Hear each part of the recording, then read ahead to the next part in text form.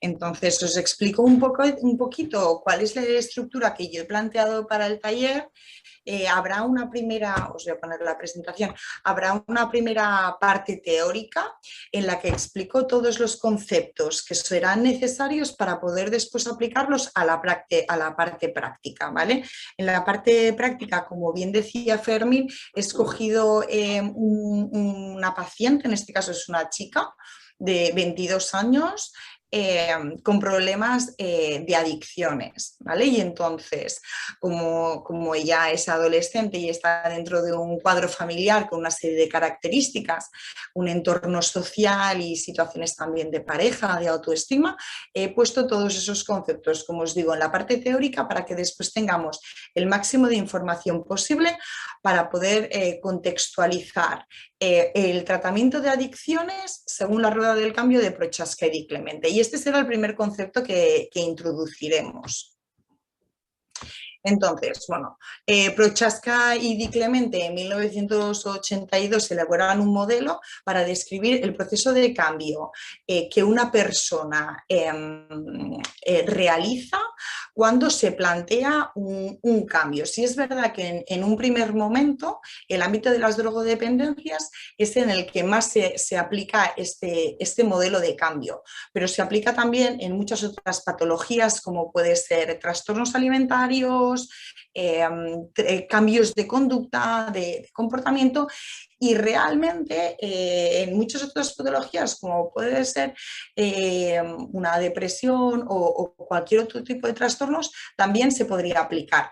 Ahora veréis las diferentes fases, he hecho como un dibujito para que te quede muy claro, y justo serán estas diferentes fases en las que encuadraremos el caso he puesto el nombre de Claudia, de esta paciente. Por tanto, estas fases tienen que quedar muy claras porque serán la base del trabajo que después haremos todos juntos. Vale, a ver si me desaparece la pantallita de aquí arriba. Bueno, como decía, la rueda del cambio contempla estas 6 fases, que es la fase de precontemplación, contemplación, preparación para el cambio, cambio o acción, mantenimiento. Obviamente el mantenimiento puede ser también mantenimiento a largo plazo y no tiene por qué darse una recaída, pero en el caso de que se dé una recaída, volveríamos otra vez a hacer todo el proceso, ¿vale? Cada una de estas fases que ahora explicaré tiene un estado mental, tiene un tipo de actitud, tiene un tipo de conducta más pasiva, más activa por parte del paciente. Y también por parte de la familia, que no siempre están en la misma fase que el propio paciente. Entonces, la primera fase, aquí abajo volvéis a tener la rueda del cambio para poder ir siguiendo, ¿vale? La fase de precontemplación es la fase en la que el sujeto, en este caso la paciente Claudia, no contempla, no percibe ningún tipo de problemática, por tanto, ni siquiera está en contacto con ningún recurso. Cuando se le habla a la familia, por ejemplo, en esta situación, o amistades o una pareja le puede hablar de esta problemática, no entiende, no comparte, muchas veces incluso se pone a la defensiva porque no es consciente de su problema. ¿Vale? En esta fase, el tipo de intervención que se hará será generalmente con las figuras de referencia de esta paciente Claudia, que pueden ser pareja, pueden ser familias, que son las que primero acuden en este caso a terapia, a tratamiento, en este caso a centro Tempus, ¿no? Y esta familia es la que expone el tipo de situación que está viviendo la paciente. La fase de contemplación, bueno, la paciente empieza a ver consecuencias de esta problemática. En algún momento, ¿no? Por las mañanas, muchas mañanas se levanta, ostras, hay algo que no funciona demasiado bien, pero pero no tiene una postura activa frente, quiero empoderarme, quiero hacer algo al respecto. No, simplemente dice, bueno, hay consecuencias y va enlazando a veces que estas consecuencias negativas que están teniendo están relacionadas con una problemática que muchas veces la familia o el entorno le va comentando, le va intentando hacer ver que ellos consideran como problema.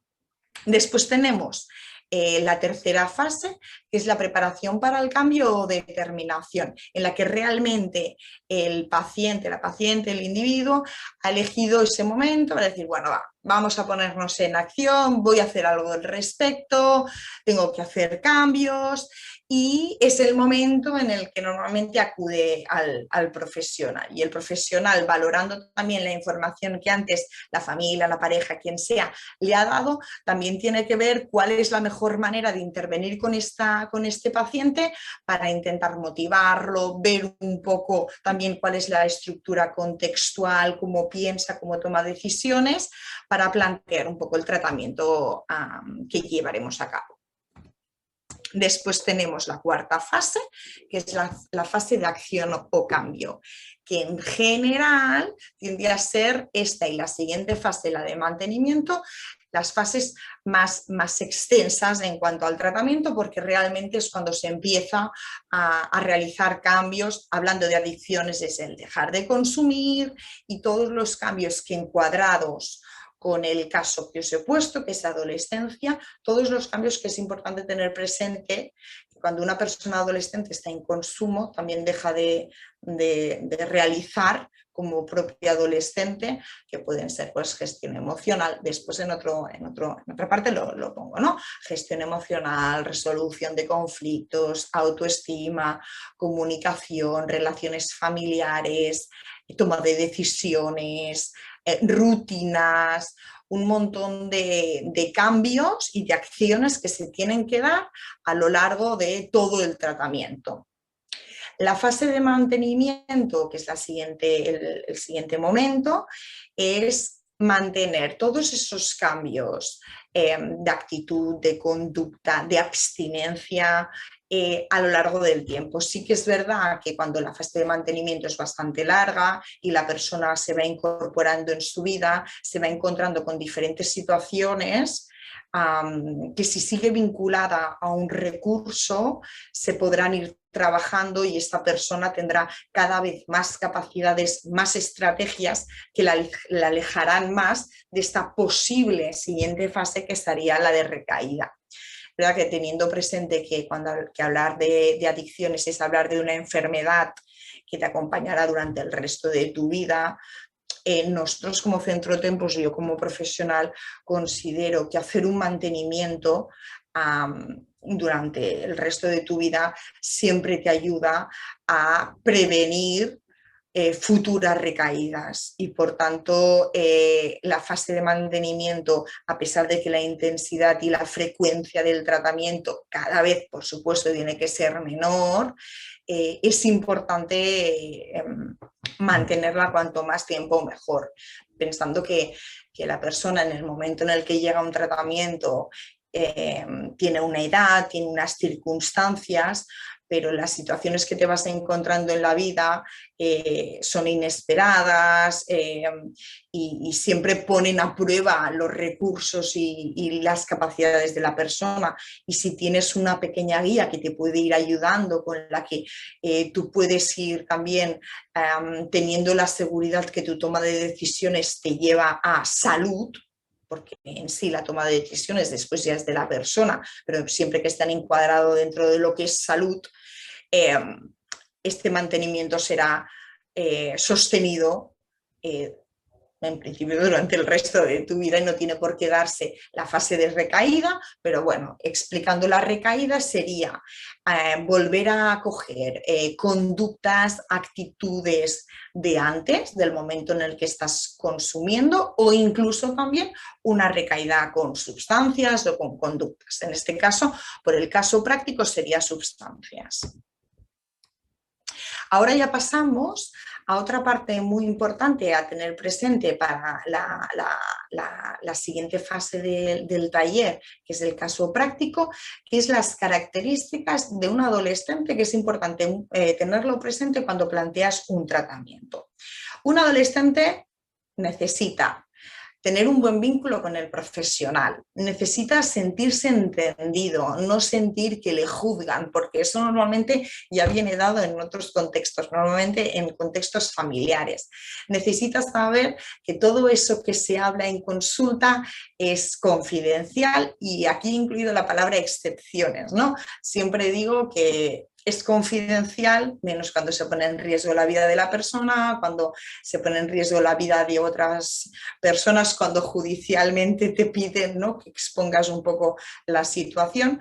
Entonces, teniendo presente ciertas excepciones, garantizarle y que el paciente sepa, que el adolescente sepa que todo eso que se le está explicando es confidencial y de esta manera se abrirá y será mucho más sincero, que es algo que es muy importante que se dé durante el tratamiento, la sinceridad, el saber que el profesional no te va a juzgar, que no va a verte como un bicho raro si hay veces que expones tipos de pensamientos que tienes o sensaciones que tienes.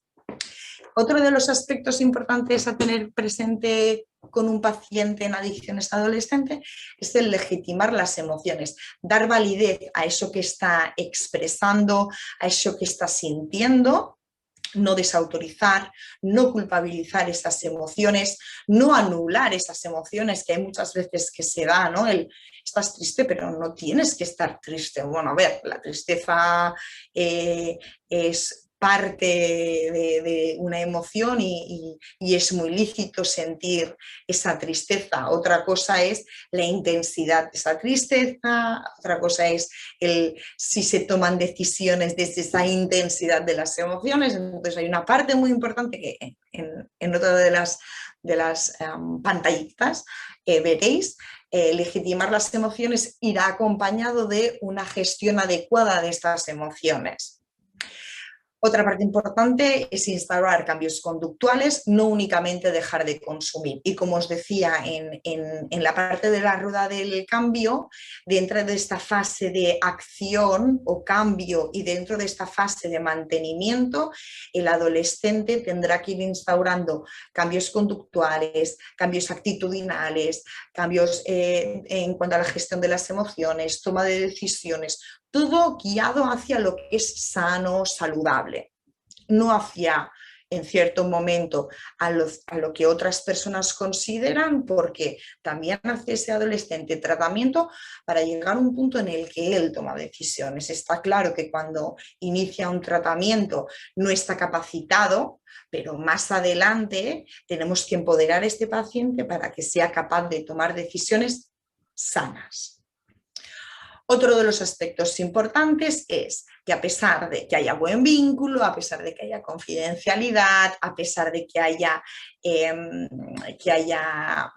una comunicación muy abierta, tienen que haber límites, normas, tiene que el tratamiento estar encuadrado en si, por ejemplo, tienes que dejar de consumir marihuana, no tiene ningún sentido estar en contacto con personas con las que consuman. Si, por ejemplo, consumirás alcohol, no tiene ningún sentido y, por tanto, esto sería parte del tratamiento, acudir a un pub, ¿no? Entonces, esto, a pesar del buen vínculo y del vínculo sano con el profesional, hay una serie de aspectos súper claros que se tienen que tener presentes y que tienen que ser inamovibles durante el tratamiento.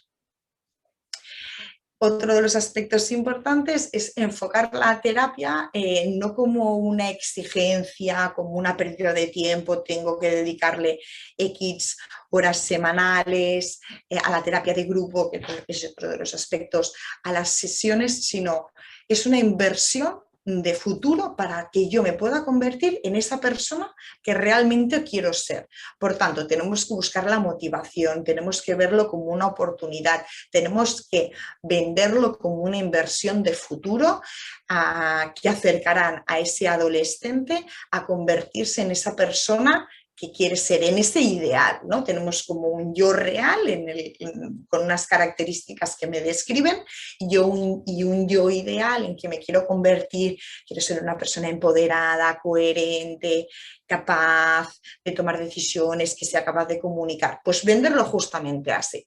Y por otra parte, la terapia de grupo es muy importante en la adolescencia porque unos mensajes dados por personas con circunstancias parecidas y edades parecidas, que obviamente estén sin consumir y siguiendo el tratamiento, siempre hacen que el paciente, que el adolescente lo viva con menor resistencia. Los estilos educativos los he incluido dentro de la presentación porque el caso práctico de Claudia, de 22 años, está encuadrado con un estilo de familia y, por tanto, tener presente la situación contextual del paciente es sumamente importante. Os leo de manera muy breve. La familia, por tanto, es el contexto donde se van adquiriendo los primeros hábitos que este paciente adquiere, habilidades y conductas que le acompañan a lo largo de nuestra vida. Hay veces que estos estilos educativos hay que modificarlos y hay que trabajarlos de manera muy intensa porque no son sanos y tenemos que ir siempre en búsqueda de aquello que es sano, de aquello que ayudará a la persona a tener un funcionamiento a lo largo de su vida más saludable a nivel general. Esto hay veces que genera que en ciertos momentos, cuando la persona ya es capaz, se tenga que independizar, no sepa, hay veces que incluso separar, ¿no? Porque la familia a lo mejor no tenga la capacidad de poder reconducir esta situación y, por tanto, teniendo presente que el paciente es lo primero, porque es con la persona con la que vamos a trabajar y llegar a un punto que será un ente individual, cuanto más sano sea, mucho mejor. Esto es un pequeño cuadro que no son los estilos educativos, que esto viene después, pero que siempre están incluidos dentro de las relaciones familiares. Hay tonos de relación familiar de afecto y de hostilidad, ¿vale? Esto tenerlo presente para el caso práctico. Niveles de comunicación, hay veces que hay aceptación, hay veces que hay rechazo, calor, frialdad, y familias en las que son más cercanos o hay más distancia. Y las conductas para encauzar el comportamiento puede ser de manera más controlada o más autónoma, de manera más flexible o más rígida y de manera más restrictiva o de manera más permisiva. Y todo esto se encuadra dentro del siguiente, que es, bueno, es bastante grande, que es los estilos educativos. Yo los he dividido en democrático, seguro, cada uno usa un poco sus términos, ¿no? Democrático, seguro, que esto es un poco el ideal que buscamos, ¿no? Por parte de los padres, manifiestan afecto, responsabilidad y sensibilidad frente a las necesidades del niño, hay explicaciones, hay diálogo, hay una conducta deseable, hay un clima afectivo, pero hay espacio a este adolescente, la comunicación es bidireccional y por eso, por parte del adolescente o del hijo, generaría un hijo con competencias sociales, con capacidades, con habilidades sociales, comunicativo, con gestión emocional, comunicación asertiva, responsable, empoderado. Bueno, esto es como lo ideal. Es importante tener presente que es muy difícil encontrarnos unas familias que únicamente tengan un estilo educativo. Normalmente hay un mix y es verdad que este cuadro se enlaza en todas las familias, pero nosotros estamos hablando de familias que tienen, en este caso, un hijo o una hija con un problema de adicciones y, por tanto, ese desgaste como consecuencia de la adicción, también de conductas, también genera que se vayan saltando de un estilo educativo a otro porque las familias intentan hacer cosas para solucionar el problema y el problema no es únicamente el estilo educativo, sino que es el cúmulo de situaciones. Pero Cuando trabajamos las adicciones durante esta fase del cambio precontemplativa, contemplativa, os voy dejando inputs, precontemplativa, contemplativa, de acción ya y de mantenimiento, tenemos que ir en búsqueda de esto. Después tenemos unos estilos educativos más autoritarios, con padres como más rígidos, más intolerantes, como una comunicación unidireccional solo de padres a hijos, con una figura de poder y en la que anulan cualquier tipo de opinión por parte de los hijos, que genera hijos con baja autoestima, con baja autonomía personal, que no saben gestionar las emociones y tienden a pasar desde conductas más agresivas y más sumisas, ¿no? y van haciendo pasos intermitentes, o más colocados en la agresividad o más colocados en la fase sumisa. Y que muchas veces, y esta parte es muy importante, que para evitar las consecuencias de estos padres más autoritarios tienden a mentir o tienden a tener conductas evitativas.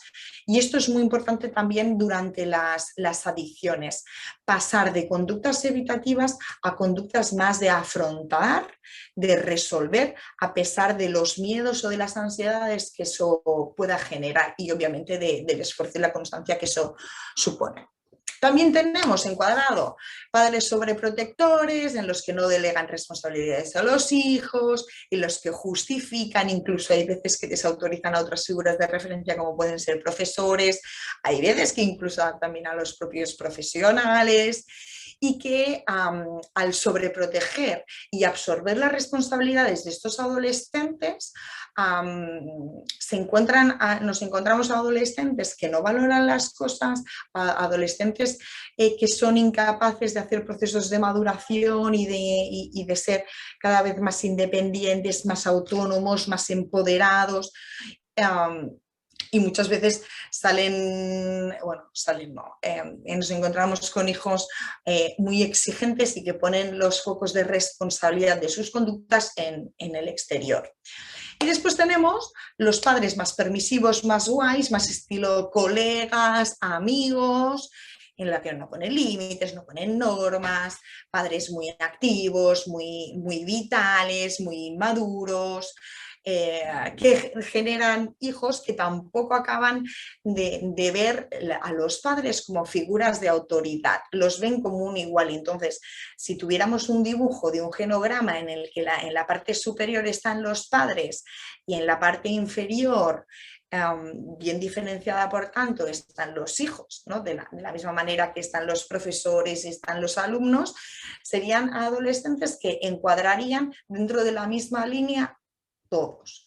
Y entonces las normas, los límites que dan estas figuras de autoridad no se dan, porque ellos tampoco los ven a esos padres o a esos tutores en colegio o a esos policías por la calle o a esos médicos o a ese profesional como unas personas que tienen más autoridad, más poder, no como imposición, sino como figura de referencia.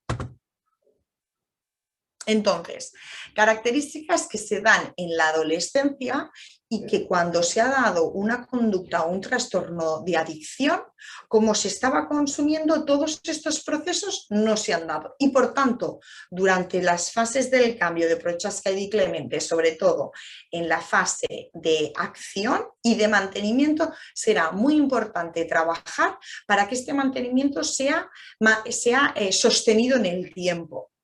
Tener presente que, como hemos comentado, si únicamente se deja de consumir y encuadrado dentro de la adolescencia, todos estos aspectos que aquí veis reflejados no se trabajan, cuando el adolescente se encuentra en esas situaciones sociales o de vida, si no tiene esos recursos, él tendrá como recuerdo algo que ha utilizado y que le ha ido bien, ¿no? Como el tapar esa conducta evitativa también con el consumo. Por tanto, muy importante durante el tratamiento, la gestión emocional, la gestión también del dinero, saber y ser consciente de la sociedad en la que vivimos, los problemas que se pueden dar, la responsabilidad que tenemos, una buena resolución de conflictos, trabajar la empatía, la paciencia, la reflexión. Son muchas cosas y muchos procesos que se dan durante la adolescencia y mientras que se está consumiendo todos estos procesos no se dan. Por tanto, no es lo mismo tener presente un paciente adolescente que todo esto no lo ha elaborado, no lo ha desarrollado, que un paciente en adicciones que a lo mejor ha empezado a consumir con 30, con 35 años, con 40, que este proceso de desarrollo de la adolescencia tan importante en el que también se desarrolla la personalidad sí que se ha dado. Y en la siguiente... El siguiente esto lo he puesto porque en el caso de Claudia de 22 años, tanto el momento en el que llegan sus padres a tratamiento como el momento actual en el que han pasado 2 años, se da una relación de pareja. Se da una relación de pareja, la primera relación cuando llega a tratamiento tóxica de dependencia y por tanto la dependencia emocional y la autoestima es clave en su caso, ¿vale? Porque además también influye en la relación con sus padres y con esos estilos educativos que veréis. Por tanto, es importante tener presente, como bien dice el PowerPoint, que la dependencia emocional es la necesidad extrema de una persona hacia su pareja y que se manifiesta a través de comportamientos de sumisión, pensamientos obsesivos y sentimientos intensos de miedo al abandono. Estas son características que se dan, que es muy importante que queden muy claras, porque serán dificultades que en este caso la paciente también tendrá que trabajar, que superar. Son añadidos a la bolsa de trabajo del tratamiento, son añadidos en esta fase de acción y de mantenimiento como prevención de futuras situaciones y además contextualizado con una persona con un problema de adicción. Al fin y al cabo, la dependencia emocional o este tipo de relación tóxica básicamente tiene un funcionamiento muy parecido, ¿vale? Y por tanto todo esto es clave a trabajarlo. Y ahora ya vamos un poco a la explicación del caso práctico. Cuando acabe el caso práctico, lo que haré es sacar el PowerPoint para poder veros a todos y poder trabajar todos juntos el caso según las fases de Prochaska y Di Clemente, ¿vale? Entonces, el caso es un caso, ahora estamos en el 2021, nos llega en el 2019 más o menos, hace 2 años, ¿vale? La paciente es Claudia y sus padres solicitan primera visita hace 2 años para pedir ayuda y exponen la posición de su hija Claudia. Entonces, Claudia, en ese momento, hace 2 años, por tanto con unos 20, 19, 20, por tanto mayor de edad, y eso es importante tenerlo presente, en el que los padres no pueden coger y decir, bueno, la ingresamos porque es menor de edad y nosotros tenemos la tutela, no, porque ella es mayor de edad. Y entonces ella puede escoger. Claudia tenía una conducta muy disruptiva, podríamos encuadrarlo dentro de trastorno de conducta negativista desafiante, consumo de sustancias sin límites, sin pautas establecidas, vida general completamente caótica. La casa era como una casa de recuperación, ¿no? Cuando voy a casa duermo, como, me ducho y me vuelvo a ir, ¿no? Casa hotel, por eso lo he puesto así. Ninguna de las áreas de su vida funcionaba de manera ordenada ni de manera responsable, por tanto, ni ámbito escolar, ni amistades, ni familia, ni higiene, ni alimentación, ni sueño, con una imagen física deteriorada muy extrema, muy marcada, muy también encuadrada como de exclusión social.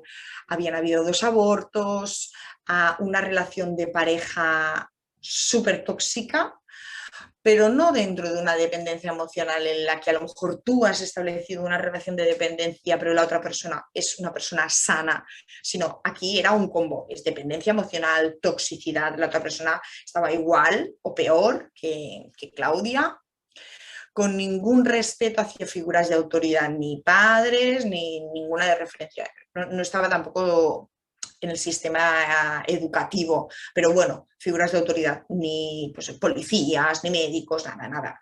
Cero contacto con gente saludable y, por tanto, conductas, actitudes, tomas de decisiones tóxicas. ¿Vale? Esto es un poco Claudia hace 2 años. Los padres están separados, pero siempre ha habido una comunicación muy fluida y mucha cohesión frente a cualquier situación de los hijos, ¿vale? 4 hijos en común, de los cuales Claudia es la mayor, y a tener presente como información que la menor con un problema también de trastornos alimentarios, ¿vale? La situación económica de ambas familias es elevada. Ambas familias conservadoras, protocolarias, tradicionales, religiosas, con un tipo de mensaje que es verdad que ha ido cambiando, un tipo de mensaje a lo mejor en la que, por decirlo de manera educada, infravaloran ciertos tipos de trabajo, ciertos tipos de funcionamiento que no entran dentro de lo que ellos consideran correcto o incorrecto, adecuado o no adecuado. Vínculos familiares estables, actualmente vínculos familiares estables, pero en ocasiones el tipo de comunicación es fluida, a veces de sobreprotección, a veces autoritaria, a veces guay, a veces se desautorizan ellos mismos. Vale, a ver si puedo mover esto. Vale, para aquí. Se empieza a trabajar con la familia para dar pautas a ambos padres, digo familia, para forzar un poco la situación a que la niña ingrese. Conseguimos, llevando a una situación muy extrema, que llegó a hacer un poco como de cucharita, llevando a la hija a una situación muy, muy extrema, en la que al final acaba petando y acaba aceptando realizar un ingreso, porque contextualizando toda la situación, iniciar un tratamiento ambulatorio con esa situación contextual era, por no decir imposible. Entonces realiza un ingreso durante 3 meses y después inicia el tratamiento con nosotros de manera ambulatoria. Hace el ingreso más o menos un julio, un agosto, hace 3 meses de ingreso, está en tratamiento ambulatorio hasta verano y en verano pide ayuda porque vuelve a estar en contacto con esa expareja, hace un ingreso de más o menos un mes, se repone un poco, se refuerzan muchos trabajos a nivel de conceptualizar de conceptos en la persona y se vuelve otra vez a tratamiento ambulatorio y sigue vinculada en tratamiento ambulatorio. Actualmente ha realizado un curso como de integración social símil, más o menos, ahora no recuerdo el título, se ha sacado el carnet de conducir, está estudiando un curso de API, gestión inmobiliaria, que no le gusta, ¿vale? Por ahí lo dejo, a lo mejor a alguien se lo ha sugerido, ha retomado amistades saludables, es muy inconstante como paciente en cuanto a su rutina, la coge, la mantiene y a la mínima, pues que llegan navidades, que se va de vacaciones, o que sucede algo, volver otra vez a coger esas rutinas, hora de levantarse, higiene bien y alimentación bien, pero venga, va, estudia, hace deporte, equilibra un poco familia, se introduce una pareja, equilíbralo con amistades, con deporte, con tiempo para ti. Estos equilibrios y mantenerlos le cuestan mucho. Situación actual. La semana pasada Claudia acude a la visita, pide hablar con todo el equipo y dice que se quiere ir a vivir a casa del novio, que vive con la madre. Es verdad que el novio es una persona sana, tiene trabajo, está estudiando, lo conocemos, es una persona coherente, educada, no tiene nada que ver con el otro ex, ¿vale? Y nos dice que aún no se le ha expuesto a la familia. se le dan pautas, ella se compromete a exponérselo a su familia, tanto al padre como a la madre. Este mediodía lo habla con la madre, esta noche lo habla con el padre y esta noche los padres se ponen en contacto con nosotros solicitando visita urgente. Y esta mañana, a las 10 de la mañana, visita con ambos padres. Y ellos nos explican el cómo ella, cómo Claudia se lo ha transmitido y que desde, debió ser el miércoles pasado que nos lo dijo y se lo dijo a la familia, desde el miércoles pasado sí que hago un WhatsApp con los padres, pero que no lo han vuelto a ver. ¿Vale? Y esto es el caso práctico con toda un poco la exposición previa de la teoría para poder encuadrarlo en el modelo del cambio. Entonces, ahora si no me equivoco, lo que tengo que dejar es dejar de compartir pantalla. A ver, vale. Y a ver si yo consigo ver a todas las personas. Fermín, solo veo a 6 personas. No sé si podéis conectar todos vuestro audio y vuestra cámara, ¿vale? Así yo a lo mejor os puedo ver vista de la galería. Vale, entonces, si os parece, Hola. hola a todos, si os parece, Hola. yo lo que voy a hacer es, vosotras, me faltan unas cuantas cámaras, pero las que quieran decir algo, que levanten la mano, yo digo vuestro nombre y activáis vuestro audio. ¿Vale? Entonces el resto, audios apagados, sí, porque si no con el ruido, quien quiera hablar levanta la mano y digo su nombre y esa persona activa el audio, ¿vale? Venga, perfecto. ¿Alguien quiere empezar? ¿Dudas del caso? ¿Necesitáis alguna información? ¿Algo o queréis empezar a trabajarlo ya? Quien quiera hablar tiene que levantar la mano para que yo diga su nombre y esa persona active el audio. Verónica, no sé si estás tapando la pantalla o estás levantando la mano. ¿Alguien quiere hablar? ¿Empezamos a trabajar directamente el caso? ¿Sí? Venga, va. ¿Queréis que yo os vaya diciendo las diferentes fases del cambio y vosotros me decís lo que hay que trabajar? Venga, va. Primera fase del cambio, de Prochaska y Clemente. Fase precontemplativa. ¿Sí? Venga, va. En la fase precontemplativa, ¿qué creéis que pasó? ¿Qué creéis que se tuvo que trabajar? Venga, ¿quién quiere decir algo? No hay ninguna mano. Ignacio, venga, va, activa tu audio. Adelante. En la fase de mantenimiento, perdón, de precontemplación, el sujeto pues no percibe el problema, por lo tanto habría que trabajar con ella para que se diera cuenta del problema que tiene, desde el punto de vista también a lo mejor de los padres, que son figuras de referencia para ella, o a lo mejor de su pareja, que no sé cómo estaba en términos de su relación, pero también puede ser una figura de referencia, ¿no? Hablo. Vale, hay un aspecto que voy a recalcar. Hemos dicho que en la fase de precontemplación, el sujeto, por tanto, Claudia, no es consciente en absoluto de su problema, ¿vale? Esto es muy importante. Es muy importante que cuando he explicado el caso práctico tengáis presente que la pareja que tenía en su momento, le vamos a poner Pepe, era igual o más tóxica que ella. ¿Vale? Teniendo estos dos conceptos, tenemos que valorar si en la fase de precontemplación, tanto con SPP como con Claudia, es viable trabajar. ¿Vale? Creo que María Medina había levantado la mano. María, adelante. Hola, sí. Iba a decir algo, pues iba a hacer más o menos el comentario que hiciste tú, que creo que en la fase de precontemplación todavía ella considera que está perfecto su modo de vida, su estilo de vida, entonces que sus conductas son, no sé, que los padres son los anticuados, que que otros contextos son los que están equivocados y que ella y su entorno es el que tiene la verdad, por decirlo así, o sea, como que esto es lo que debemos hacer. ¿Qué creéis que tenemos que trabajar en esa fase de precontemplación, teniendo presente lo que dice María a nivel, por ejemplo, familiar? Celia, no, Cecilia.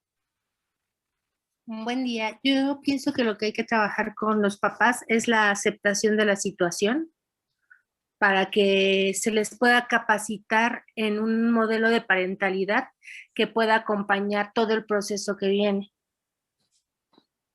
¿Qué, por ejemplo, modelo de parentalidad? ¿Qué creéis que, por ejemplo, tenemos que trabajar con estos padres además de la aceptación de la situación? Que esto es un muy buen apunte. Pienso que mejorar la comunicación y ser consistentes en el tema de reglas y que no haya desautorizaciones entre ellos.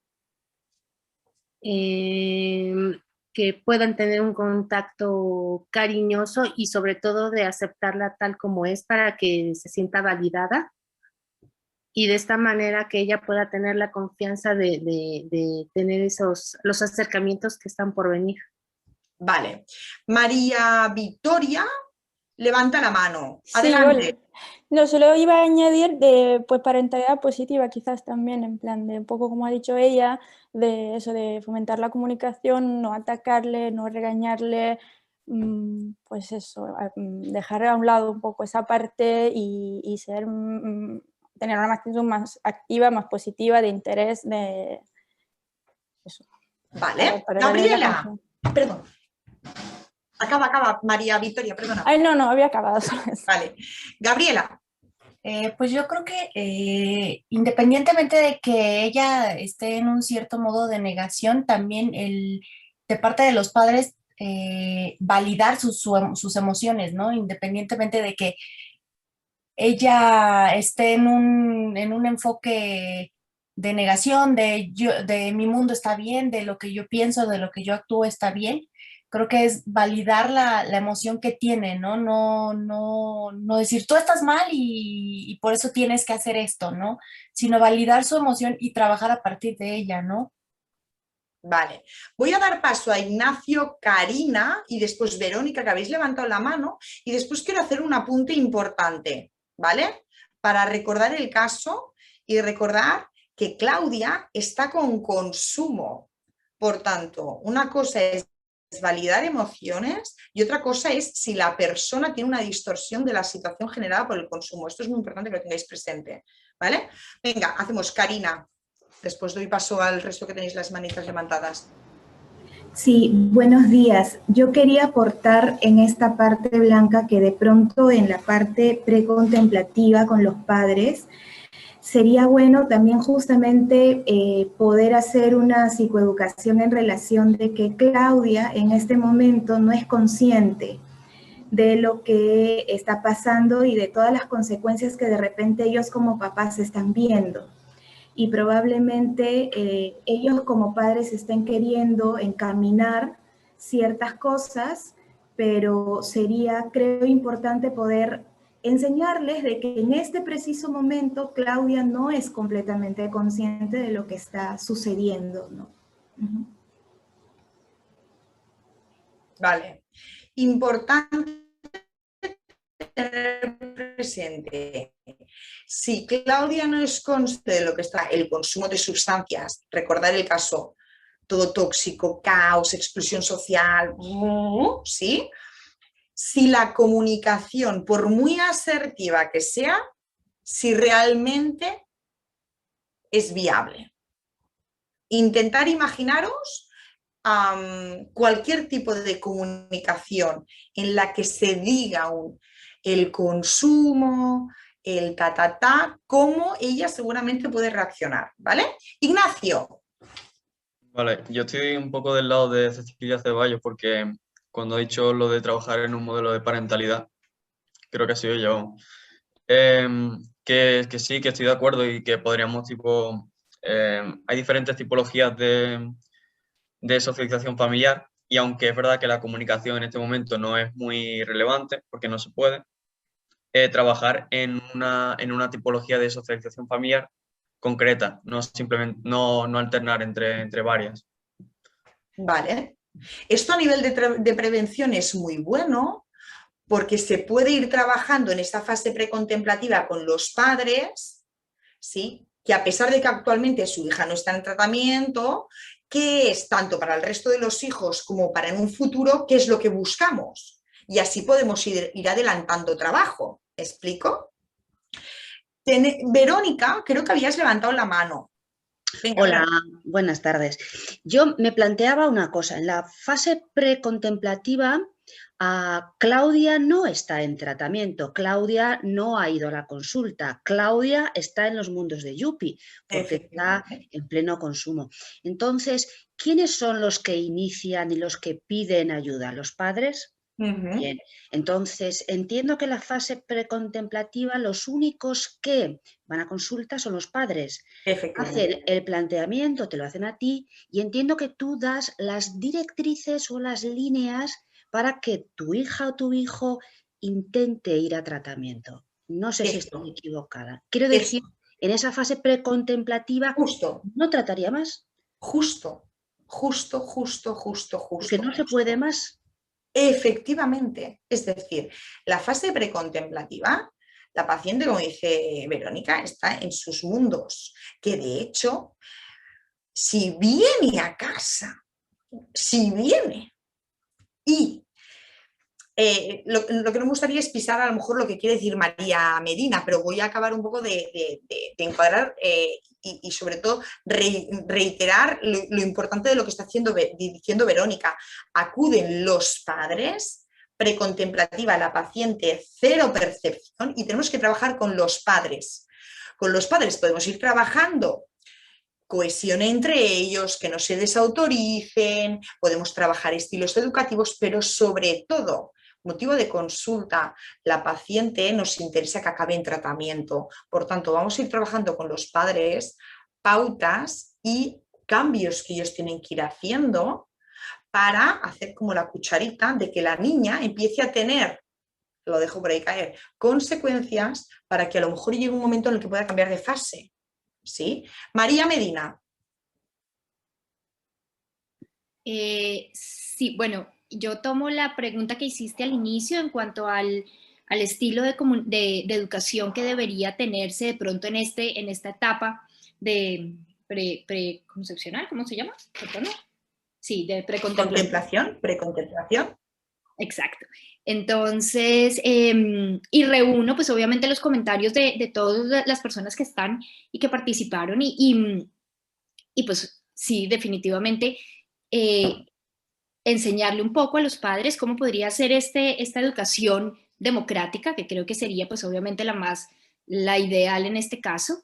Y bueno, primero evaluar cuál es como el estilo, la tendencia más, el estilo parental que más están aplicando los padres y pues instruirlos un poco en la forma democrática para educar y pues bueno, que empiecen a cambiar ese estilo. Vale. Voy a explicar un poco lo que trabajamos en la fase precontemplativa, ¿vale? Y así cerramos esta fase. En la fase precontemplativa los padres llegan muy desesperados y la situación de la hija, hemos dicho, conductas de exclusión social, por tanto, ojo, es mayor de edad y puede acabar con problemas legales y como se vaya por esa línea, ya no vamos a poder nosotros como centro y los padres sostener la situación.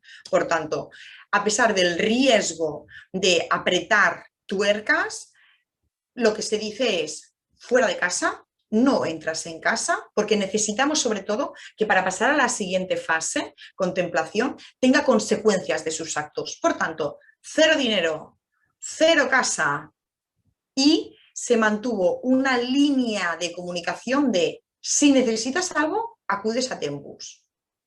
Nosotros nos mantenemos al margen. ¿Por qué? Porque la capacidad de esta chica, de Claudia, de chantajear y de manipular a los padres y hacerles sentir culpables de si me dejáis en la calle, mira lo que va a pasar, ya he tenido 2 abortos, si me negáis poder ir a casa, me prostituiré. Es decir, se entra en una manipulación que lo único que hace es sostener esta situación que hacen que la persona, a pesar del riesgo, y eso es importante informar a la familia, a pesar del riesgo, no tenga las consecuencias reales de sus actos, ¿vale? Y ya tenemos una pareja tóxica que ya se retroalimenta con ella. Por tanto, si la familia no sale de esta situación y sigamos manteniendo este confort, nunca va a llegar a tocar fondo. Por tanto, en la fase de precontemplación es mucho apoyo familiar. Si esta familia puede empezar terapia de familia con otras familias para tener más apoyo, mucho mejor. Necesitamos empoderar a la familia. Sí que es verdad que se pueden empezar a trabajar estilos comunicación más asertiva, estilos educativos, pero sobre todo necesitamos que la familia deje de sostener a la paciente y que la paciente empiece a recibir consecuencias y consecuencias y consecuencias y consecuencias de sus actos, ¿sí? Y entonces pasamos a la fase de contemplación. Recuerdo, fase de contemplación. La paciente empieza a notar consecuencias de sus actos, ¿sí? En esta fase, ¿qué necesitamos? ¿Por parte del profesional o por parte de quien consideréis que sigue viniendo a la consulta? Manos. No hay manos. Venga, Verónica. Verónica. Sí, yo me sitúo, unos padres que sufren, que están en la consulta, que han empezado y que la terapeuta les dices a tu hija fuera de casa, ¿es lo que he entendido? Es que ya no estaba en casa. Vale, vale. Es decir, como les dices a los padres que lo que tienen que hacer es cero sostenimiento económico, pero sí trasladar a su hija que si necesita algo, bien, y trasladar a su hija que lo que han detectado es un problema y que si la hija está dispuesta a venir a consulta para conjuntamente tratar, que le van a apoyar. Eso. ¿Es eso? Sí, porque es muy importante no decir, nos desentendemos, no queremos saber nada de ti, no. Consideramos que hay un problema. Puede ser que tú no estés de acuerdo. Si tú en algún momento te pasa algo y necesitas ayuda, nosotros consideramos y nosotros nos estamos tratando, porque de esta manera el adolescente, encuadramos en el adolescente, nosotros consideramos que nosotros también tenemos que hacer cambios, que este es el recurso. Tienes las puertas abiertas. ¿Sí? Bien, Verónica. ¿Alguien más? ¿No? Ignacio. Ignacio y después otra vez Verónica. Ok, yo lo veo como un poco raro porque de la etapa de precontemplación, donde los padres iban un poco independientes con respecto a la chica, a una etapa de contemplación donde le abren las puertas, por así decirlo, y se ofrecen a que ella vaya más a terapia o que intente ir a terapia por lo menos. Como que hay un cambio poco repentino, ¿no? De no dejarle entrar en casa a querer invitarla a hacer terapia con ellos, ¿no? Vale, creo que ha habido un poco de confusión. La idea es, esta chica, Claudia, en la fase de precontemplación no tiene percepción de su problema, ¿vale? Entonces, ahí lo que se trabaja con los padres es dejar de sostener esas pequeñas ayudas.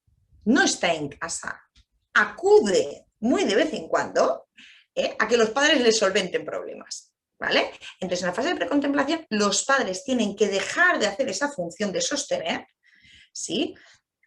Y decirle, nosotros consideramos que tienes un problema, nosotros hemos ido a un centro, el centro nos ha asesorado y nosotros nos vamos a guiar por lo que nos dice el centro. El centro nos dice que si tú en algún momento necesitas ayuda, acudas, no que vayamos a hacer terapia de familia. Si tú necesitas algo, tú tienes un recurso, el recurso ya no somos nosotros, es el centro, ¿vale? Se le ofrece un recurso. En la fase de contemplación, como los padres han dejado de sostener esta situación, la paciente empieza a recibir consecuencias de sus propios actos, ¿sí? Y entonces es en el momento en el que la paciente dice, esto ya no me gusta, no me siento cómoda, ahora cuando necesito ropa o necesito dinero o tengo una multa y tengo que pagarla o me han detenido o me he vuelto a quedar embarazada y tengo que abortar, ahora mis padres ya me dicen que no, ahora me dicen que tengo que acudir, mensajes siempre el mismo, tienes que acudir a Tempus o tienes que acudir a Blanca, tienes que acudir al centro de Tempus, se le ofrece un recurso, no se le está diciendo vamos todos juntos a hacer terapia, no. ¿Sí? Karina. Ay, Verónica, perdona, que me habías levantado antes. Blanca, yo lo que quería comentar en este punto, de repente también que podría ser interesante, es que me imagino que mientras uno va avanzando de la etapa precontemplativa a la contemplativa, en este caso donde los primeros que acuden son los padres, me imagino que también es importante tener un soporte constante a ellos, porque el hecho de decirles en algún momento que, por ejemplo, el sostén económico se tiene que cortar justamente para crear estas consecuencias, puede llenarlos también de temor al pensar, pero ¿y qué va a pasar? Que si le dejo de dar, probablemente va a sufrir más o va a tener que tener algo o sufrir alguna conducta de riesgo peor, y puede ser que ellos se sientan hasta culpables de. Entonces, me imagino que en esa transición sigue habiendo un acompañamiento, una educación a ellos, ¿no? Y justamente ahí me imagino que empieza el enseñar el estilo parental que los puede ayudar, ¿no? A ver, es muy importante, mira, Karina, recuerda que he dicho que en el momento de la fase precontemplativa, generalmente en los centros de adicciones, generalmente los pacientes que ya están en tratamiento, las familias o parejas tienen también terapia ellos individual y terapias con todas las familias, con el resto de familias. Entonces, en esta situación en las que aparecen miedos, inseguridades, dudas, ¿estamos haciendo lo correcto? No. Es muy importante empoderar a los padres, sostener ese miedo, ofrecerles que siempre que necesiten algo. Incluso con esta familia, si no me equivoco, yo creo que estuvimos agendando visitas de familia en individual todas las semanas, y una vez a la semana venían a las globales de familias en las que el resto de familias, sus hijos estaban en tratamiento, pero habían vivido lo que ellos estaban viviendo. Y entonces el ver que funciona y que un montón de adolescentes, bueno, encuadrado con más personas, pero que el apretar un poco las tuercas hace el efecto cucharita que yo llamo, pues ves un poco la luz. Dices, si a todas estas familias les ha funcionado, me empodero, nos empodera como familia, a pesar de esos miedos y de esas inseguridades que se trabajan más en la individual, a decir, bueno, sé que funciona, ¿sí? Es muy importante el sostener a estas familias. Verónica, que habías levantado la mano y me había olvidado de ti. Sí, yo veía el paso o el cambio de la precontemplativa a la contemplativa. Yo veo ahí que lo que se trata es de, no sé si la palabra es provocar, pero sí producir un cambio en Claudia, y que Claudia diga, jamás me habían hecho esto mis padres se han puesto en tratamiento, mis padres están viendo que hay un problema realmente y me dicen que me ayudan. Entonces, esa sensación de reflexión, si es que puede reflexionar, porque todavía está consumiendo. A veces. Todavía, pero a veces esa sensación igual de, corcho, igual tienen razón. Esa pequeña duda, que se genere esa pequeña duda a partir de un cambio de los padres. Porque eso impacta, dice, corcho, mis padres han reaccionado, ¿por qué ahora? ¿Tendrán razón acaso? Igual veo ese cambio de fase. Difícil, ¿eh? Difícil. Sí, porque además tenemos que recordar que cuando hemos hecho el encuadre del caso práctico, hemos dicho que esta persona se había desvinculado de amistades sanas que tenía, del colegio, etcétera, etcétera. Entonces también en momentos en los que, imagínate, ¿no? Me vuelvo a quedar embarazada, tengo que ir sola a abortar, mi pareja sigue consumiendo, yo estoy aquí sufriendo, no tengo a nadie, mi familia me ha dicho que cree que yo tengo un problema. En esos momentos de bajón, en esos momentos es cuando se encienden los lucecitas y dicen, pues a lo mejor hay algo que en una cosa no está funcionando. Sí, es fantástica esta aportación. Es lo que genera ese cambio de precontemplación a contemplación. Sí, hacer que esa persona en ciertos momentos se planteen cosas. Y la mejor manera es cuanto más fuerza y toca a fondo, en esos momentos de tocar fondo, de soledad, de dudas, de miedo, de angustia, de qué va a pasar. En esos momentos es cuando la persona empieza a decir, uy, aquí hay algo que no. ¿Sí? Esto es un poco lo que trabajaríamos en la fase de contemplación. ¿vale? Pasaríamos, por tanto, a la fase de preparación para el cambio, ¿sí? Venga, manos. Si queréis que recuerde un poco lo que es la fase de preparación para el cambio, es una fase intermedia entre contemplación de creo que tengo algo que hacer y un cambio real y consistente, constante. Por tanto, un momento en el que ahora a lo mejor Celia nos lo dice, pues a lo mejor vengo a conocer Tempus, a lo mejor vengo a ver lo que me dice Blanca, a lo mejor vengo, preparación para el cambio, ¿sí? Considero que tengo algo que no funciona y aún no empiezo en los cambios. Ese ni chicha ni limonada. Cecilia. Bueno, pienso yo que cuando Claudia ya acude con esa idea de que podría empezar a realizar cambios, va a tener ciertas resistencias al mismo tiempo que tenga esa intención de hacer el cambio. Dualidad. Sí, pero no sé qué, quiero dejarlo.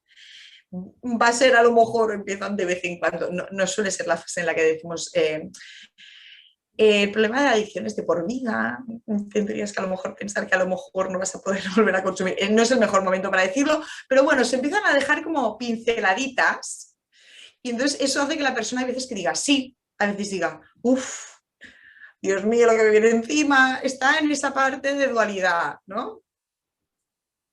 Sí, y posiblemente aquí sea una oportunidad de trabajar con ella esa emocionalidad que le produce el tener que dejar esa adicción y que pueda ver los beneficios que reintegrarse a una vida sana le puede traer, para que pueda pasar a una fase ya real de acción. Pregunto, importante, para tener presente en esta fase de preparación para el cambio, de todo lo que hemos puesto en esas características de adolescencia, en ese caso práctico, de estilos educativos, gestión emocional, resolución de conflictos, toma de decisiones, orden en el día a día, dejar de consumir, de todo, ¿qué es lo primero que creéis que se tiene que dar? Manos. Cecilia, es que no sé si le habías sacado la mano o no. La tienes clicada, ¿eh? La mano. Vale, ya está. ¿No? Os doy una pincelada yo. Primero tenéis que pensar que si esta persona está en consumo, ¿sí? Si es viable con un consumo, por tanto, el consumo, sustancia va a la cabeza. Si con esta cabeza soy capaz, consumiendo, de gestionar bien las emociones, resolver conflictos, tomar decisiones adecuadas, ser capaz de comunicarme con mis padres, ser capaz de tener unos horarios adecuados, o a lo mejor lo primero que necesito es dejar de meterle humo y a esta cabeza para que esta cabeza se empiece a limpiar. No sé si os acordáis, porque sé que sois de diferentes países y sitios, pero yo muchas veces en este encuadre mental pongo el ejemplo, ¿no? Cuando yo entraba en la universidad y en ese momento se podía fumar, yo me acuerdo que entrábamos en el bar de la universidad y era como todo gris, no se veía nada, pues es como cómo está la mente, está como embotellada, densa, saturada, como a la defensiva, como... Y no es lo mismo que entrar a lo mejor ahora en un bar en la que se respira, bueno, ahora con la mascarilla no se respira mucho, pero bueno, se respira, es todo claro, es ese cambio mental. Eso es lo primero que es importantísimo trabajar, el dejar de consumir. Después ya, poco a poco, le iremos diciendo cosas que si no se nos va a saturar y no se va a vincular al tratamiento. Pero otra de las partes importantes es vincularla al tratamiento. Y por eso, acordaros de la historia en la que a Claudia se le tiene que ingresar. Por tanto, a lo mejor esa fase de preparación para el cambio a lo mejor no se da en el contexto social. A lo mejor, importante recordar, se le tuvo que ingresar para poder dejar de consumir, porque ¿cómo dejas de consumir si tienes una pareja al lado que consume, si no tienes amistades sanas, Y en ese momento fue en el que la paciente tuvo que ingresar. Esa preparación para el cambio fue en el que hicimos cucharita para poder ingresar. Dijimos, vamos a hacer un ingreso, tranquila, eres mayor de edad, si en algún momento te quieres ir legalmente puedes coger la puerta y te vas, ¿sí? Esta fase de preparación para el cambio fue el momento en el que se le ingresó, ¿vale? No sé si ahora queréis hacer alguna aportación ahora que tenéis esta información fresca. María Victoria. A ver, me imagino que si la ingresada también fue por, o bueno, ayudó también el hecho de desintoxicarla a nivel físico, o que si estás consumiendo todo, porque si estás consumiendo algo todos los días o muy frecuentemente, pues a nivel físico también hay consecuencias. Entonces, el hecho de, vale, voy a dejarlo, pues no tan fácil. Claro, en este caso esta paciente necesitaba ingresar para poder dejar de consumir, porque la situación contextual, la edad, todo, era imposible dejar de consumir viviendo, imposible. Entonces, por eso dejó esa primera parte súper importante que necesitamos que se dé para empezar a hacer cambios, que es dejar de consumir, se le tuvo que ingresar. Claro. Sí, efectivamente, María Victoria. ¿Alguien más? Verónica. Yo entiendo que al ser mayor de edad, en la fase de contemplación ha llegado a la conclusión de que debería de dejar el consumo. No puede dejar de consumir ella sola. Entonces entiendo que ha pedido ayuda en principio a padres. Y junto con... Un segundo. Me estás hablando, me has dicho fase de contemplación, ¿eh? Estamos en preparación al cambio, ¿eh? Sí, pero cuando le da, le da esa reflexión, tal vez si hiciera algo, tal vez me dicen que se puede hacer y que yo podría llegar a estar mejor. Entonces, en esa fase de preparación para el cambio, claro, el terapeuta y la familia le dirán, para que podamos trabajar y para que tú estés mejor, lo primero que deberías hacer es dejar de consumir. Ahora, entiendo que un consumidor te dirá de eso nada. O, bueno, tal vez negociamos, tal vez podía intentar a ver qué pasa, a ver cómo me siento, con ese miedo de que posiblemente no voy a poder dejar de consumir. Entiendo que en el caso de Claudia, ingresar es fundamental, y en el caso de las personas que tienen que hacer una desintoxicación en casa, pues tienen que ser ayudadas con medicación y tienen que seguir unas pautas, ¿no? Pero bueno, en el caso de Claudia, ella decide ingresar, es mayor de edad porque tiene intención de cambiar, pero como hasta que no limpie la cabeza de todo el tóxico no puede realizar los cambios, pues ella se deja hacer y se deja cuidar. Entiendo que en ese dejarse cuidar y sentirse amparada va a empezar a sentirse mejor y entonces ahí le va a surgir el nuevo clic de pasar de fase. Pregunto, no lo sé. Sí, mira, después he dejado un tiempo para dudas, pues si me queréis hacer dudas respecto a cómo se funciona con otros pacientes. Pero mira, en el caso de Claudia, a los padres poner freno. Ella en la fase de contemplación decir, hay algo que no funciona, hay algo que no, la cosa no va bien. Preparación para el cambio, acaba viniendo un día a consulta, se habla con ella, se le contextualiza toda la situación. Vas a ir a un centro, también es verdad que ella vive como policías a los padres. No te estamos diciendo que lo vas a hacer con la familia, te sacamos, te protegemos, te enseñamos el sitio, vas a estar cuidada y si no, ¿qué pierdes? Vas, si no, coges el portento y te largas. Ahora te largarás de ese sitio con las mismas características que hemos puesto, ¿sí? Que es tu vida, tus consecuencias, con el apoyo de Tempus o con el apoyo del ingreso, pero es eso o nosotros nos mantenemos al margen. Eso hace que la persona, cuando realmente hemos puesto todos esos cambios por parte de los padres, diga, bueno, pues voy, porque al fin y al cabo no pierdo nada. Ahí es donde se deja de consumir, ahí es donde deja de consumir los centros de ingreso. Tienen pues psicólogos, enfermería, psiquiatra. En este caso esta paciente tuvo que hacer 3 días en la habitación haciendo desintoxicación, pero claro, empiezas a dormir, empiezas a comer cada día, te duchas, en torno que dices, yo también quiero un ingreso en medio de la montaña, haciendo deporte. Entonces, esa cabeza, durante, en este caso fueron 3 meses, se empieza a limpiar. y empiezas a pensar, a lo mejor es un poco más, tarda un poco más, ¿no? Pero empiezas a ver que, ojo, no todo es como tú creías, que había una distorsión importante de la realidad, de las relaciones, de lo que es sano, de lo que no es sano, ¿sí? Por tanto, toda la preparación para el cambio y el inicio del cambio se da en ingreso, fueron 3 meses de ingreso, ¿sí? ¿Preguntas, Manu? Vale, pues entonces pasamos a cambio, acción, cambio, cuando sale del ingreso y empieza en ambulatorio. ¿Sí? Bueno, pues sí, digo yo sí. Vale, entonces la siguiente fase es fase de acción, cambio. ¿Sí? Se inicia, como bien digo, durante el ingreso, pero el ingreso principalmente, Karina, ahora te doy paso. Principalmente el ingreso... Ah, no, ya he sacado la mano, Karina. Estabas con la mano y ya no la tienes. Vale, acción o cambio. Se inicia durante el ingreso.